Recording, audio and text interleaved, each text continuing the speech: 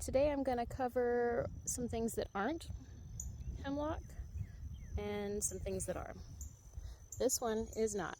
This is hedge parsley, field hedge parsley, Pterilus arvensis. And we're going to see if we can get you... Oh, look at that. Look at how hairy that stem is. These leaves are long. Oops, there we go. It's focusing there. Okay, so that is field hedge parsley, and you can see that the florets are kind of separated. Each of those is its own individual little flower. Sorry, it's super windy out here. All right, now hang on. Okay, this one is also not hemlock. This is Queen Anne's lace. And again, do you see those hairs? Yeah, and you can't even, the leaves aren't even up that high, but here we go. Here's some of the leaves. You can see they're a little bit broader than the field hedge parsley. The base of the flowers sometimes has some of the leaves too. Sorry, it's hard to focus. Here's what the back of the florets look like. And this stem is solid green and it's thin, so that's important. Hang on. All right. Ooh, I got that golden hour light going for me. Look at this. This thing, I'm 5'4". I'm holding the phone at shoulder height. So, all right, first off, these leaves are all dried out.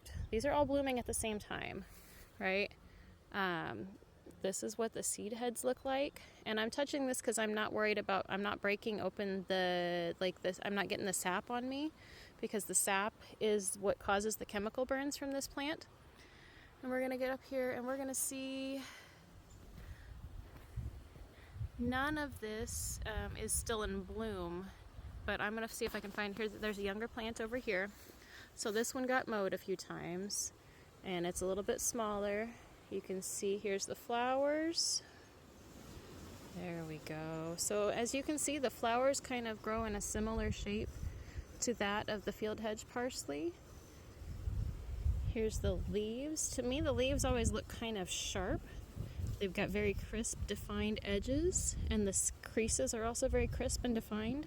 But here's the thing. Here's the stem. Look at that. It's smooth, right?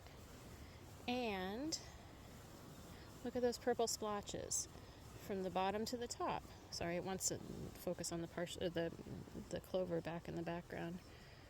Okay, so the queen has hairy knees. Okay, that's how we remember. Queen Anne's lace has hairy knees, hairy legs. Hemlock is always going to have a smooth stem, and it's going to have these purple splotches.